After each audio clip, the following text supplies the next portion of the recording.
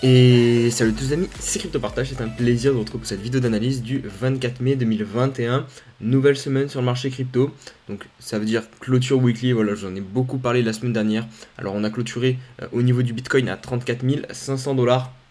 Donc voilà, on va pas se le cacher, c'est assez décevant. On clôture un petit peu au milieu de nulle part en plus de ça. Donc on verra ça sur les graphiques, mais bon, il n'y a rien de fou du côté de cette clôture. Actuellement, le cours est situé aux alentours des 35 500 $, comme vous pouvez le constater à l'écran. La dominance toujours sur 47%. On a eu un joli rebond du côté d'Ethereum, 2150 $ ce matin. Et lui, par contre, sa clôture weekly est plutôt intéressante. On verra ça aussi sur les cours en deuxième partie de vidéo. Du côté des performeurs, on a le Matic Polygon qui prend plus 20%. Maker DAO aussi qui nous prend plus 15%. Et XLM aussi, il me semble, voilà, qui prend plus 15%. N'oubliez pas, si vous voulez soutenir la chaîne, voilà, de mettre en début de vidéo un petit pouce bleu et un petit commentaire. Et pour tous les nouveaux, de vous abonner à la chaîne YouTube. Et aussi de nous rejoindre, que ce soit sur le Discord, Insta et sur Twitter. Le Crypto Fear and Greed qui tombe sur le niveau 10, donc encore un nouveau point bas, on avait fait 11, là on tombe encore plus bas. Donc clairement le marché ne se remet pas encore du crash.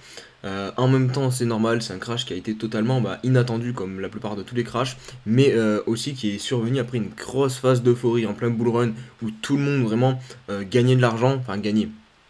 Pas beaucoup de personnes ont pris des profits, mais pensaient avoir gagné de l'argent. Donc vraiment, voilà, il y avait en gros des personnes qui étaient au top dans leur vie, enfin qui étaient vraiment hyper heureuses. Je parle vraiment juste d'un point de vue financier, hein, bien sûr, et qui sont passées de tout à rien.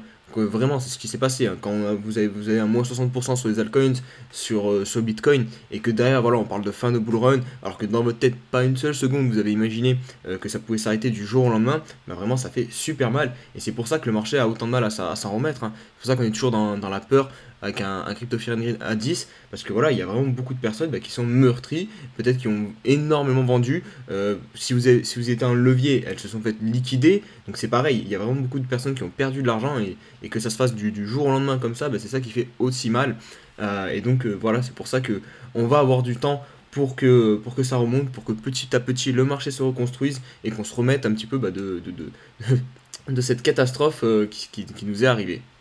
Allez, je voulais poursuivre avec ce petit tweet de Le Coiner que je trouve assez pertinent puisqu'il résume assez bien l'ambiance actuellement sur les réseaux. En tout cas, des personnes qui essayent de mettre cette ambiance sur les réseaux sociaux. Donc c'est des gens tout simplement qui se réjouissent d'avoir vendu 100% de leur portefeuille crypto, d'avoir converti en stablecoin au niveau du top quasiment des 60 000 $, juste avant la correction quoi. Et je trouve ça vraiment malsain puisque aucun trader ne réussit à vendre les tops parfaitement. Donc faire le malin parce qu'on a réussi une fois à vendre le top au bon moment, c'est malsain et c'est pas vrai en soi parce que le cours aurait très bien pu repartir et du coup elles auraient été piégées et là on les aurait pas entendu parler enfin on n'aurait pas entendu ces personnes parler et il y a forcément des personnes voilà, si elles s'amusent à vendre le top à chaque fois et à passer à 100% en plus en stablecoin en vendant toutes leurs crypto-monnaies, et forcément elles se sont déjà fait piéger durant le bull run. Parce qu'on a déjà eu des corrections, en janvier on a eu une grosse correction, en février aussi, donc forcément quand vous vendez à 100%, vous vous exposez au fait que derrière le cours peut continuer de monter sans vous, donc c'est pas forcément la meilleure stratégie, et donc toutes ces personnes là qui font les malins et qui vous disent que vous auriez dû vendre, que vous êtes débile, que vous avez été trop euphorique, il faut pas les écouter, voilà, elles essayent juste de vous dégoûter encore plus, donc n'hésitez pas à couper ou à bloquer ces personnes, c'est pas constructif, ça sert à rien. Le mieux c'est de vendre par palier et de racheter par palier, en tout cas le plus safe je dirais, en tout cas c'est ce que je pense. Et puis voilà, hein, de toute façon les personnes comme ça qui font les malins, peut-être qu'elles ne sont pas en train de racheter là par exemple, et peut-être que vous en conservant et en holdant, à la fin c'est vous qui serez les grands gagnants de ce bull run, parce que là encore une fois rien ne dit que fin décembre par exemple on ne sera pas avec un bitcoin à plus de 100 000 $, et que ces personnes qui ont vendu à 100% ne rentrent pas maintenant et donc ne gagneront pas, ne feront pas une belle plus-value. Allez, on va poursuivre avec ce graphique qui nous est partagé par William Clément pour constater tout simplement, vous voyez en rouge, c'est une phase de capitulation, qu'on est rentré assez profondément et c'est la première fois en fait depuis 2013, vous voyez ici, où on rentre aussi profondément dans cette phase-là. Regardez en 2017, là c'est tout le bull run de 2017, on n'est jamais rentré dans le rouge, sauf juste ici, mais c'est très léger. Là vraiment on est quand même bien plus profondément que sur ces petites touchettes, petites trempettes.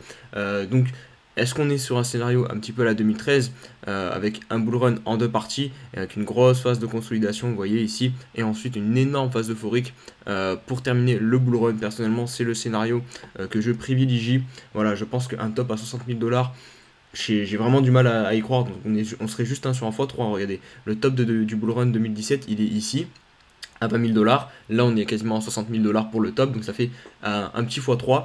Et chose aussi à remarquer, à chaque fois qu'on a atteint un top lors d'un bull run, regardez par exemple ici le top du bull run 2013, le bottom de la correction, donc du cycle haussier qui a suivi, jamais il est revenu chercher en fait le top de l'ancien bull run. Donc là, ça voudrait dire que en théorie, on ne devrait pas venir retoucher les 20 000 dollars. Donc en gros, on serait déjà au niveau du bottom du bear market, ou alors le bottom est à 25 000 dollars par exemple. Mais vraiment, je trouve ça ridicule. Donc, pendant 3 ans, on oscillerait aux alentours des 25 000 dollars pour ensuite relancer un cycle haussier. Vraiment, ça colle pas du tout. Ça colle pas du tout. Ouais, pour moi, c'est pas possible. Enfin, après, évidemment, le Bitcoin peut changer de structure de marché, peut changer de fonction de cycle. Et encore, enfin, vu qu'il fonctionne par halving, je trouve ça bizarre. Enfin, fondamentalement, c'est vraiment pas possible. Donc, pour moi, c'est pour ça que je vous dis que on va faire un bull run en 2 étapes. Après, encore une fois, faites vos propres recherches, hein, voilà, prenez pas ça pour acquis. Moi, je vous donne juste mon avis, mais pour moi, oui, on doit faire un bull run en 2 étapes. En attendant, les projets continuent à se développer. Vous voyez ici, donc c'est Socios avec son token Chiliz qui lance un partenariat avec Aston Martin et Alfa Romeo pour lancer leur fan token. Donc voilà, ça va faire grandement plaisir ça aux fans d'automobile. Allez, on se retrouve pour l'analyse du Bitcoin. On va débuter par le 4 heures. Vous voyez, on a fait encore une touchette au niveau des 31 000 dollars. Donc, nouveau point bas. Regardez, je vais vous le dessiner. Hop, point bas, hop. Et encore un point bas plus bas que les précédents. Donc, la tendance baissière sur le 4 heures, bah, elle est claire, hein, elle est matérialisée. Vous voyez, on continue de la faire. Donc, là, pour l'inverser, en tout cas pour commencer à l'inverser, il faudrait récupérer ce dernier point haut. Donc, qui est situé à 38 400 dollars. Et surtout, repasser au-dessus de cette moyenne mobile 21. Voilà, je vous le dis à chaque fois, regardez comme elle est très précise, on vient buter à chaque fois dessus. Donc là, on va surveiller nouveau mouvement haussier. On va voir où il va s'arrêter, si on va réussir ou non à repasser par-dessus. Mais ça sera intéressant de réussir à le faire. Encore une fois, voilà, là aussi, vous avez vraiment comment dire, l'explication de ces phases, de ces espèces de vagues. Voilà, le marché ne descend jamais tout droit, même si là on est descendu très violemment. D'ailleurs, on a eu un rebond, et c'est pour ça que je vous dis qu'à chaque fois, ça sert à rien de paniquer et de vendre. Ici, quand on est en train d'empiler les bougies rouges, il vaut mieux attendre tranquillement un petit rebond. En fait, c'est soit vous vendez avant qu'on commence à faire les bougies rouges, ou soit vous vendez au moment du rebond, parce que vendre ici, vous vendez un petit peu dans l'inconnu, parce qu'autant vous vendez là, et derrière, il y aurait eu le rebond technique, hop, et vous aurez pu vendre à ce niveau-ci. Et d'un point de vue de l'analyse technique, c'est quand même un peu plus logique. Là, pareil, regardez, on fait un point bas, hop, et derrière, on fait une vague haussière pour faire le rebond. Bien sûr, évidemment, on peut s'arrêter à ce niveau-ci, donc qui correspond au dernier point bas. Donc là, on va buter un petit peu, il va y avoir de la résistance au niveau des 36 000 dollars. Mais déjà, si on réussit à passer au-dessus, ça sera intéressant. Et ensuite, on viendra essayer de chercher le point haut qui est situé à 38 400 dollars. Donc pareil sur le daily, hein, ça fonctionne de la même manière. Ah, il y a les dessins là, je vais essayer de les enlever. Bon, ils ne dérangent pas tant que ça. Hop, donc voilà, vous avez ici pareil, hein, pour le moment on n'a pas réellement marqué de réel rebond, hein, sur cette phase de correction qu'on a connue avec le crash. Sur le daily, donc je pense qu'on aura un rebond plus prononcé dans les jours à venir. En tout cas sur l'unité de temps daily, on va faire quelque chose comme ça. Là on a marqué un point bas, hop, on va faire un rebond quelque part comme ça, hop, et peut-être ensuite venir s'enfoncer. Donc pareil, s'il y a des gens qui souhaitent à tout prix sortir du marché crypto, on va avoir un rebond, et d'autant plus on le constate encore mieux sur l'échelle de temps weekly. Je vais vous la mettre tout de suite. Hop, regardez, on a vraiment deux énormes bougies rouges en weekly. Donc pareil, là, on va avoir un rebond. Ça va être peut-être cette semaine, hein, il y a des chances, hein, regardez, qu'on ait une bougie verte. Je ne sais pas jusqu'où elle va pouvoir venir, mais en tout cas, voilà, on va avoir une phase de hausse. Et ici, vous allez pouvoir vendre tranquillement. Vendez encore une fois par palier. Hein, vraiment, si vous souhaitez sortir du marché crypto et que vous pensez à coup sûr voilà, qu'on rentre en bear market pour 3-4 ans et que c'est pas votre plan de holder pendant 3-4 ans, et ben voilà, il faut pas. Là, vous allez avoir une porte de sortie. Donc à vous de savoir la prendre, parce que c'est pas facile de vendre après qu'on ait pris un moins 30 à moins 40% sur son portefeuille, mais pourtant il faut réussir à le faire. Voilà, il faut pas non plus vivre dans le déni, il faut suivre son plan. Et donc voilà, si vous souhaitez vendre, là on va avoir une phase de hausse et ça serait pas déconnant, je pense, de prendre quelques profits. Donc la clôture d'hier, 34 500 dollars. Donc voilà, on clôture un petit peu. Je vais retirer ces traits qui étaient pour le H4. Hop. Donc comme vous pouvez le constater, on clôture un petit peu au milieu de nulle part. On a bien sûr perdu la EMA 21, voilà, donc je vous ai beaucoup parlé. Et pareil pour le 0,38 de Fibonacci. Je vais le remettre quand même assez rapidement pour voir où situe le 0. Oh bah, regardez, on a clôturé pile sur le 0,5. Donc finalement, on ne clôture pas non plus au milieu de nulle part. Donc ça, c'est assez intéressant. Voilà, on a clôturé pile dessus. Maintenant, on se trouve, si on regarde la zone de prix, pile entre donc l'ancien point haut des 42 000 $ et ce point bas, ce bottom, ce support des 30 000 $. Maintenant, on va voir la suite, comment ça va s'établir. Mais en tout cas, pour le bull run, là, on part clairement sur une phase en deux temps. Donc, on devrait consolider ou même peut-être corriger encore un peu plus avant de repartir. Allez, on va poursuivre avec Ethereum. Et comme je vous disais en intro de vidéo, lui, par contre, sa clôture est vraiment hyper intéressante. Regardez, on vient clôturer pile sur la EMA 21 et sur cette trend qu'on tient depuis fin novembre, on va dire à peu près.